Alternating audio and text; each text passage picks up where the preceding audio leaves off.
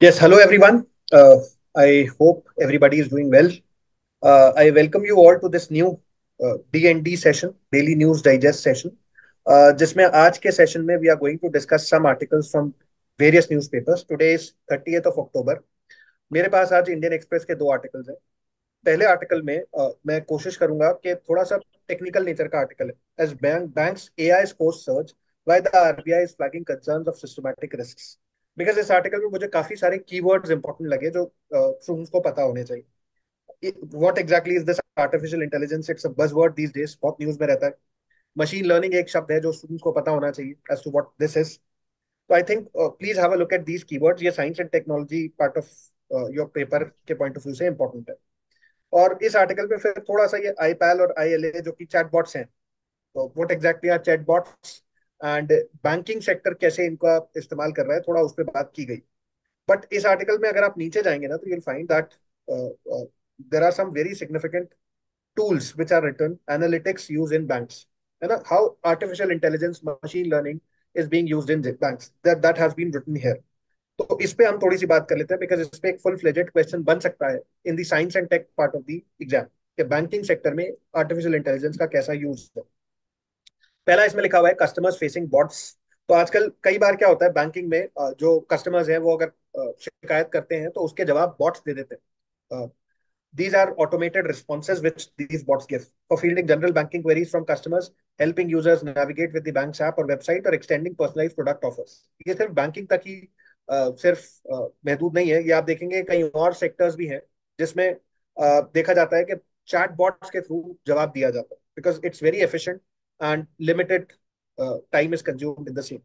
फिर pre approval of loans, जो existing customers हैं who are deemed eligible, the AI is going to scrutinise those loans, और जिनको लगेगा कि हाँ इनको लोन दे देना चाहिए, इनकी क्रेडिट वर्दिनेस ठीक ठाक है, तो उनको AI is going to offer loans as well. And this is another very interesting aspect of usages of AI in banking sector, है ना? एंड कोई डॉक्यूमेंटेशन और ब्रांच विजिट की भी जरूरत नहीं पड़ेगी इस केस। तीसरा है सम एलिजिबिलिटी टेस्ट।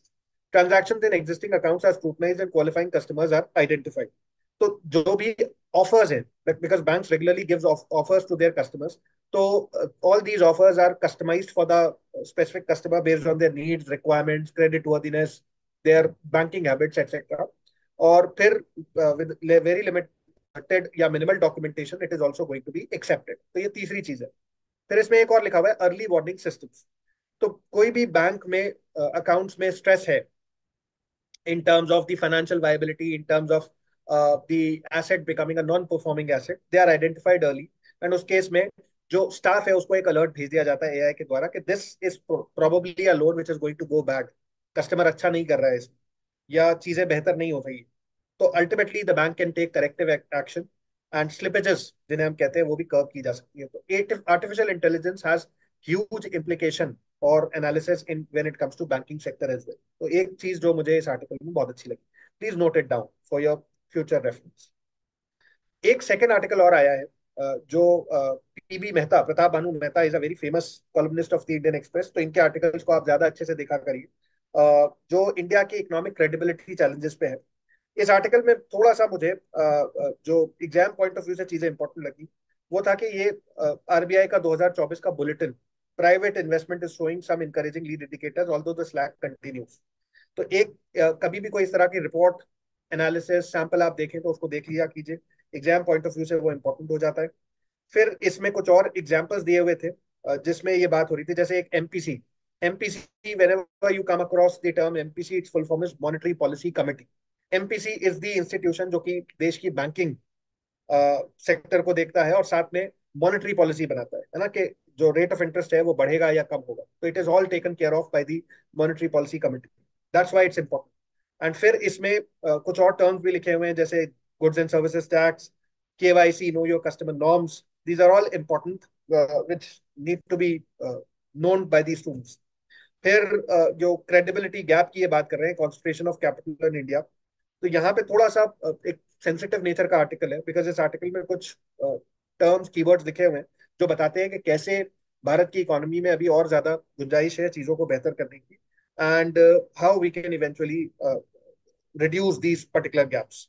तो सेंस में कोशिश किया कीजिए कि जो बहुत ज्यादा टेक्निकल नेचर का आर्टिकल लगता है, एटलीस्ट उसमें जो कीवर्ड्स इंपॉर्टेंट लिखे हुए हैं, they should be very easily understood. तो मॉनेटरी पॉलिसी कमिटी, एक शब्द यहाँ पे लिखा हुआ है FMCG, fast moving consumer goods, open mouth operations और open market operations basically, right. तो और इस तरह की रिपोर्ट जो यहाँ पे, टैक्स ब्रेक एक शब्द लिखा हुआ है जो बजट में था इस साल। तो I think you should have a look eight these terms and they all become important from your exams perspective. Now I would like to involve Gani sir to take this discussion forward. Thank you sir. तो जो पहला article है वो Indian express से, the Hindu से है। The news is about the Ayushman Bharat scheme. अब ये जो आयुष्मान भारत स्कीम है ये गवर्नमेंट की फ्लैगशिप स्कीम भी है, ये जीएस पेपर 2 में आपका आएगा। तो अभी क्या किया कि इसमें जितने भी एल्डरली पर्सन थे, irrespective of the economic status, they are included in this scheme. Those people who are age 70 or more are now as a part of this scheme. So in this article you need to know more about the Ayushman Bharat scheme कि Ayushman Bharat scheme है क्या। Basically ये एक, जैसे कि मैंने बताया, एक फ्लैगशिप स्कीम है भारत सरकार की। And this scheme is significant step towards achieving the universal health coverage. And पहली बार इस स्कीम को रिकमेंड किया था नेशनल हेल्थ पॉलिसी में 2017 में। And after implementing this scheme we also try to meet the sustainable development goal. Okay, try to know the components of this scheme. There are two component। एक component है जिसका नाम है health and wellness centre. इसके तहत हमने 1.5 लाख देश भर के अंदर हेल्थ एंड वेलनेस सेंटर्स बनाए हैं। Basically comprehensively primary health care को इंक्लूड करता है। दूसरा इसमें जो सबसे इंपॉर्टेंट कंपोनेंट है जिसका नाम है प्रधानमंत्री जन आरोग्य योजना। प्रधानमंत्री Jan Arogya Yojana, basically under this the scheme provide 5 lakh coverage per family per year for secondary and tertiary care hospitalization. तो ये हर साल 5 लाख रुपए का एक हेल्थ इंश्योरेंस प्रोवाइड करता है पर फैमिली को। Basically in this scheme the government have targeted 12 crore poor and the vulnerable families. Basically this scheme is covering around 55 crore beneficiaries. और ये जो 55 करोड़ बेनिफिशरीज हैं या 12 करोड़ फैमिलीज हैं, they are identified on the basis of socio economic caste census 2011। Okay, जब ये scheme launch हुई 2017 में, तो इस स्कीम के अंदर कुछ जो ऑलरेडी एग्जिस्टिंग स्कीम जो चल रही थी उसने इस स्कीम ने इसको सब अज्यूम कर लिया। For example there was scheme called Rashtriya Swasthya Bima Yojana, then there is scheme called senior citizen health insurance scheme. All the scheme were subsumed by the Pradhanmantri Jan Arogya Yojana. Okay, and if we talk about the ministry, तो part of it the ministry is the Ministry of Health and Care। and implementation, the nodal agency that implementing this scheme is the Ayushman Bharat National Health Protection Mission Agency।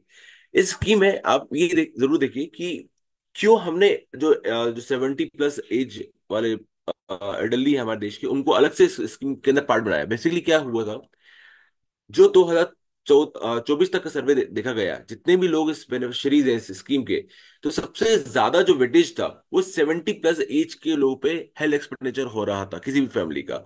तो उस expenditure को कम करने के लिए और हमारे देशवासियों को ज्यादा सुविधा प्रोवाइड करने के लिए इन इस स्कीम के अंदर 70 से ज्यादा जो एज के लोग हैं उसको अलग से इंक्लूड किया गया है। Okay, try to know more about the other health related initiative for the elderly in India. For example, there's a scheme called Rashtriya Vayarshi Yojana.